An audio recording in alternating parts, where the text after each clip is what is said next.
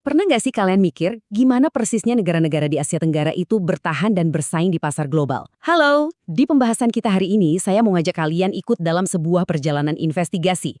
Sebagai peneliti yang udah ngulik data perdagangan ASEAN 5 selama 2 dekade, saya mau membongkar sebuah misteri besar. Bersiaplah karena ini bukan sekedar angka-angka membosankan di atas kertas, tapi ini adalah kisah nyata tentang gimana ekonomi negara kita mencoba bertahan, bersaing dan mencari tempat di panggung dunia. Oke, kita langsung masuk aja ya ke cetak biru investigasi kita. Kita bakal mulai dari ngebahas teka-teki ekspor ASEAN, merumuskan tujuan penelitian, membongkar kerangka kerja dan strategi identifikasinya, melihat hasil dari matriks BGC, sampai nanti kita bahas implikasinya buat masa depan, dan pastinya keterbatasan dari riset ini. Nah, mari kita mulai dari awal banget. Teka-teki ekspor ASEAN. Sekarang, coba perhatikan hal yang benar-benar menarik dari data ini. Kalau kita lihat dinamika perdagangan Asia Tenggara dari tahun 1995 sampai sebelum masyarakat ekonomi ASEAN, ada satu anomali yang mencolok banget, terutama pasca krisis finansial global 2008. Logikanya kan gini ya, kalau keunggulan komparatif produk kita naik, yang artinya barang kita makin kompetitif, ekspor kita harusnya ikut meroket dong. Tapi realitanya nggak gitu. Kalian bisa lihat, pertumbuhan ekspor kita justru sempat anjlok parah ke titik negatif dan setelah itu tumbuhnya lambat banget. Ini beneran jadi teka-teki besar buat saya waktu itu. Buat mecahin teka-teki ini, kita harus ngecek apa kata literatur terkini. Di satu sisi, kita punya kubu teori pro-Ricardian klasik yang didukung tokoh kayak Krugman dan Widodo. Mereka ini yakin banget kalau makin kompetitif sebuah barang, makin sukses negara itu mengekspornya. Masuk akal kan? Tapi tunggu dulu. Penelitian yang lebih modern dari Chang Jun di Tiongkok dan Zumara di Amerika Utara malah nemuin fakta kebalikannya. Mereka bilang, sebuah negara tuh ternyata tetap bisa sukses ekspor meskipun nggak punya keunggulan komparatif sama sekali. Wow, ini kan kontradiksi banget ya? Nah, dari kontradiksi itulah saya dan tim nemuin celah penelitian yang sempurna. Ini jadi misteri utama yang harus kita pecahkan. Kok bisa sih di negara-negara ASEAN 5 daya saingnya naik, tapi pertumbuhan ekspornya malah anjlok? Gimana ceritanya dua hal krusial ini malah bergerak ke arah yang berlawanan? Dari pertanyaan besar tadi, kita masuk ke tahap selanjutnya, merumuskan tujuan penelitian kita.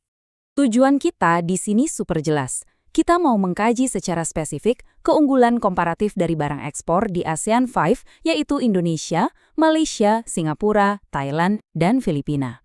Kita petakan produk-produknya di 3 titik waktu yang krusial, tahun 1995, 2005, dan 2014, tepat setahun sebelum kawasan kita ini gabung ke dalam masyarakat ekonomi ASEAN. Lalu, gimana cara kita ngukurnya? Mari kita bahas kerangka kerja dan strategi identifikasinya. Alat utama kita yang pertama namanya Indeks RSCA. Nggak usah pusing sama namanya ya. Sederhananya ini tuh cara matematis buat ngukur mana sektor yang kuat, mana yang rapuh. Gampangnya gini, kalau nilai RSCA sebuah komoditas itu di atas 0, berarti dia sangat kompetitif di pasar global.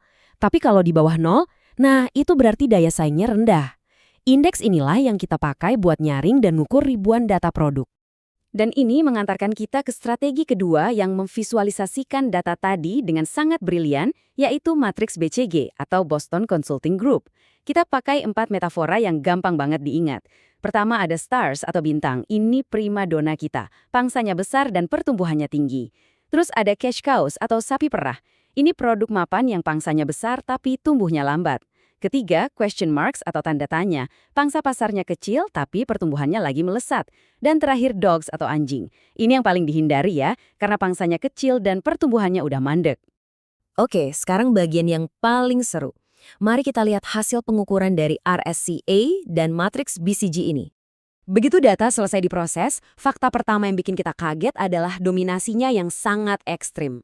Kawasan ASEAN 5 ini benar-benar bertumpu pada produk primer atau bahan mentah. Tapi, masalah utamanya ada di sini. Kita nemuin kalau hampir 75%, iya 75% loh, dari produk primer yang kita ekspor itu nilainya negatif. Artinya, daya saingnya sangat lemah. Bayangin, 3/4 kekuatan komoditas primer kita ternyata rentan banget kalau dilepas di pasar bebas. Biar lebih kebayang, kita bedah per negara ya. Kita mulai dari 2 raksasa sumber daya alam, Indonesia dan Malaysia. Dari matriks BCG tadi, produk andalan mereka kayak batu bara, kopi, minyak mentah, dan kelapa sawit itu posisinya anteng banget di kuadran sapi perah alias cash cows. Berarti, negara ini emang sukses meraup devisa besar dari kekayaan alam. Pangsanya besar, tapi masalahnya tren pertumbuhannya melambat. Ibaratnya nih, mereka terus-terusan memerah sapi yang sama, tanpa ada inovasi baru yang signifikan. Terus gimana dengan Singapura dan Thailand? Singapura kan nggak dikaruniai lahan tambang atau pertanian ya, jadi mereka sangat mengandalkan teknologi dan manufaktur. Kalau Thailand, mereka pinter banget menempatkan diri jadi basis perakitan otomotif Asia. Dulu, kedua negara ini punya banyak banget produk di kategori stars. Tapi tebak apa yang terjadi? Data kita nunjukin, produk-produk manufaktur canggih mereka itu pelan-pelan mulai geser ke zona cash cows juga. Pasarnya mulai jenuh. Nah, yang paling menarik perhatian justru Filipina.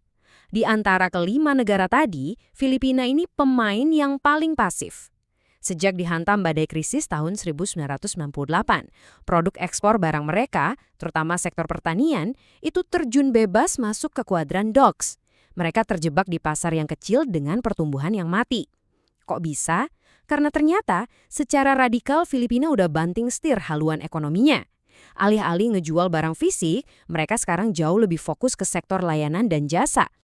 Lalu, apa dong implikasinya untuk masa depan kita? Melihat realitas bahwa mesin ekonomi negara-negara kuat ASEAN ini udah mulai bersandar di zona pertumbuhan yang lambat, para pembuat kebijakan jelas harus putar otak. Dari temuan ini, kita menelurkan 3 rekomendasi mutlak. Pertama, udah deh, stop pakai taktik serabutan. Mulai sekarang harus fokus ke spesialisasi produk dan berinovasi di kualitas.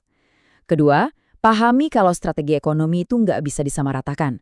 Taktiknya Indonesia ya jelas bakal beda total sama Thailand buat ngelindungin industri lokalnya.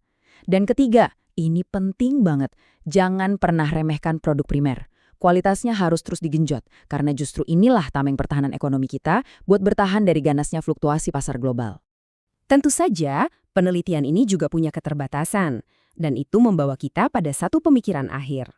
Sebagai peneliti, saya sadar betul bahwa di dunia nyata itu selalu ada variabel bayangan. Data keunggulan komparatif yang kita bahas tadi itu nggak hidup di ruang hampa. Di luar sana ada guncangan makroekonomi yang belum kita hitung secara mendetail di sini. Misalnya nilai tukar mata uang yang anjlok tiba-tiba, guncangan suku bunga, atau harga bahan mentah dunia yang meroket. Hal-hal kayak gini bisa dengan mudah menyapu bersih semua hitung-hitungan daya saing di atas kertas. Jadi pertanyaannya sekarang buat kita renungkan, kalau menjadi yang paling kompetitif sekalipun ternyata nggak lagi menjamin ekspor Anda bakal meroket, kira-kira kekuatan tak kasat mata apa lagi ya yang diam-diam bakal mengendalikan nasib ekonomi Asia Tenggara di masa depan? Menarik banget buat dipikirkan. Terima kasih sudah ikut membedah riset ini bareng saya. Tetaplah kritis dan sampai jumpa di pembahasan kita selanjutnya.